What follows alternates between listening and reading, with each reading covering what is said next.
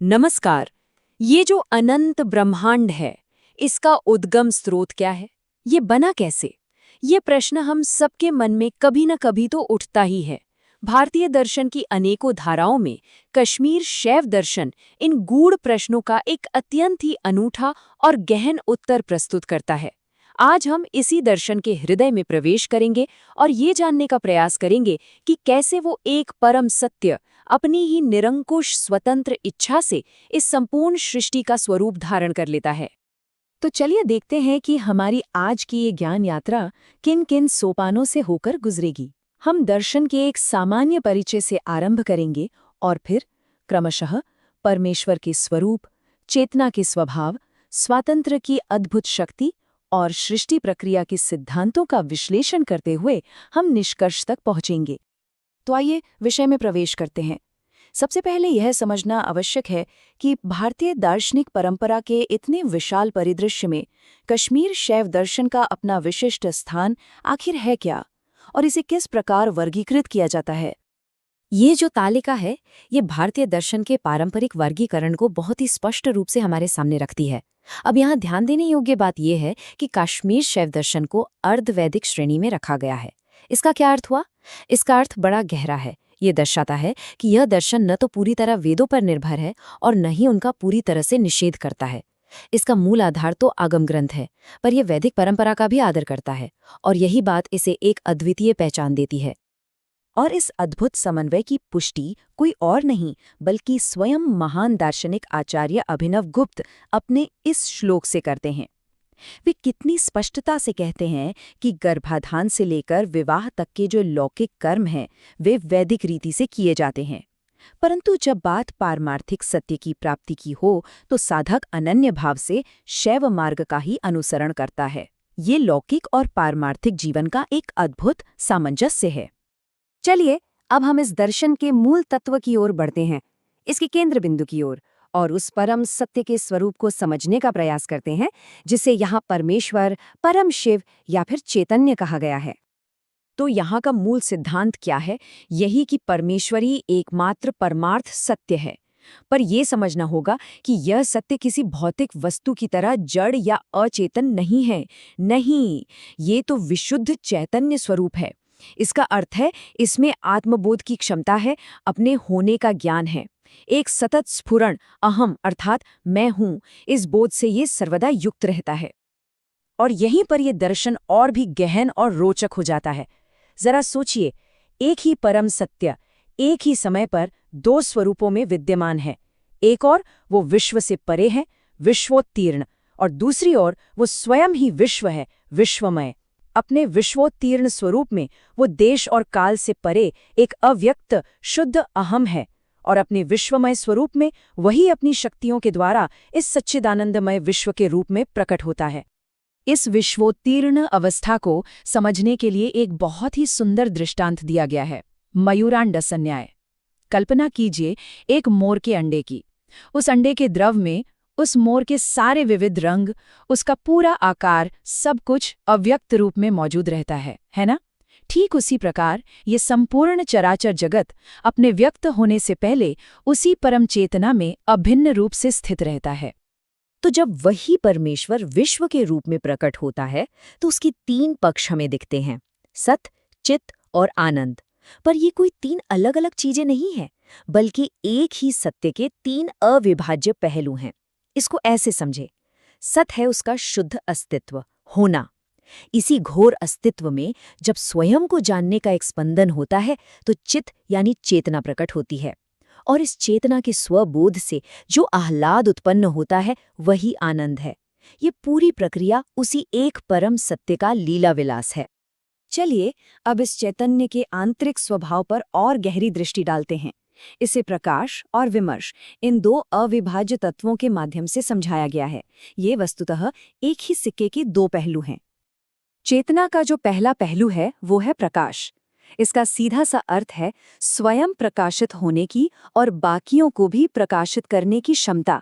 ठीक वैसे ही जैसे सूर्य का स्वभाव ही प्रकाश देना है, ये चेतना का ज्ञान पक्ष है, यानी जानने की शक्ति, जिसके बिना किसी भी वस्तु का अस्तित्व सिद्ध ही नहीं हो सकता। और विमर्श, विमर्श उस प्रकाश की आत्मसंवृत्ति है, उसका आत्मज्ञान। ये चेतना की वो सहज शक्ति है जिसके द्वारा वो स्वयं को जानती है। ये सिर्फ प्रकाशित करना नहीं, बल्कि मैं प्रकाशमान हूं, इस बात का बोध होना है। यदि प्रकाश ज्ञान है, तो विमर्श उस ज्ञान का भी ज्ञान है, और यही चेतना का क्रियात्मक पक्ष है। ये श्लोक प्रकाश और विमर्श की इस अभिन्नता को इतने अद्भुत ढंग से समझाता है। इसके अनुसार विमर्श के बिना प्रकाश भी, भले ही वो चीजों को प्रतिबिंबित करे, एक स्फटिक मणि के समान जड़ ही रहेगा।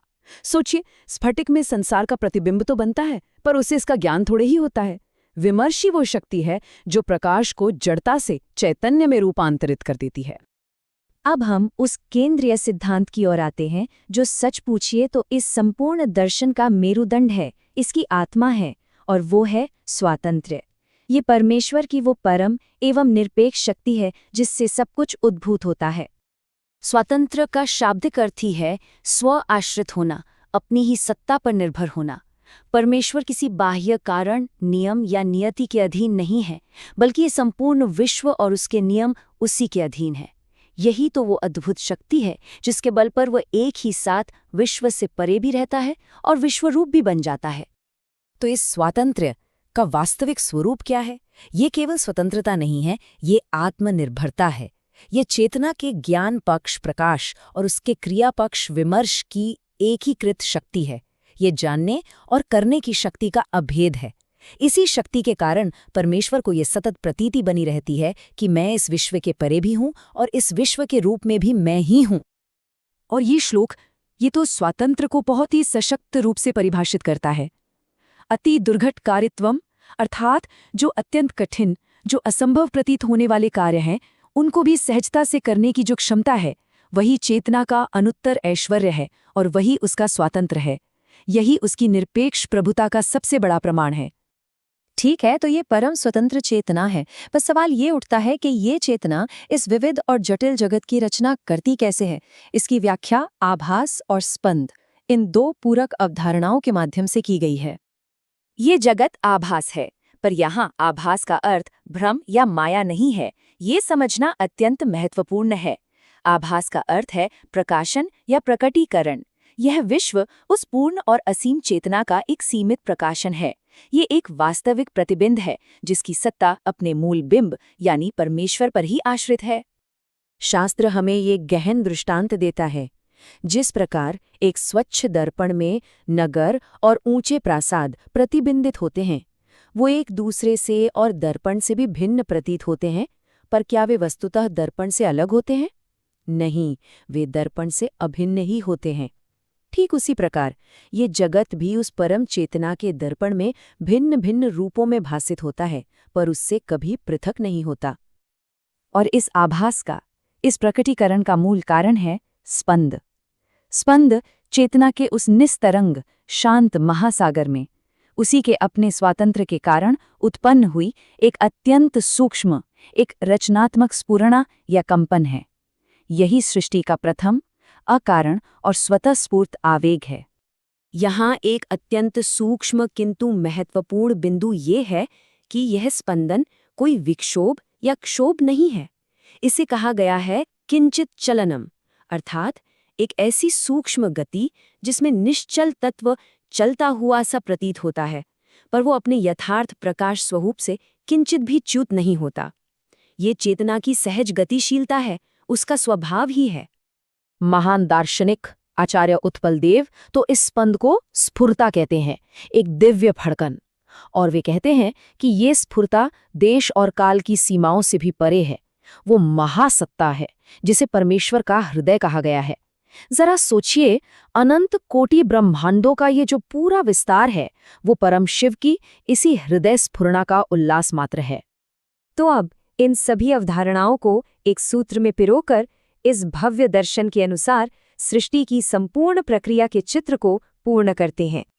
तो देखिए, ये संपूर्ण सृष्टि प्रक्रिया कितनी सुंदर और तार्किक है। यात्रा आरंभ होती है परम शिव से, जो प्रकाश और विमर्श की अविभाज्य एकता है। फिर वह अपने ही स्वातंत्र्य से प्रेरित होकर स्वयं में एक सूक्ष्म स्पंद या कंपन उत्पन्न करता है, और उसी के परिणाम स्वरूप यह ब्रह्मांड एक वास्तविक किंतु सीमित आभास के रूप में प्रकट हो जाता है। और ये कोई अतीत की घटना नहीं, ये हर क्षण होने वाला एक नित्य प्रसरण है। और अंत में यह दर्शन हमें एक गहरे प्रश्न के साथ छोड़ जाता है। यदि यह संपूर्ण विश्व उसी एक परम चेतना का लीला विलास है और हम सब उसी के स्वरूप हैं, तो फिर ये बंधन क्या है और मुक्ति का वास्तविक अर्थ क्या है? संभवतः मुक्ति कहीं जाकर कुछ पाने में नहीं है, बल्कि अपने ही इस विस्मृत दिव्य स्वरूप को पुनः पहचान लेने में है। इस पर विचार अवश्य कीजिएगा। नमस्कार।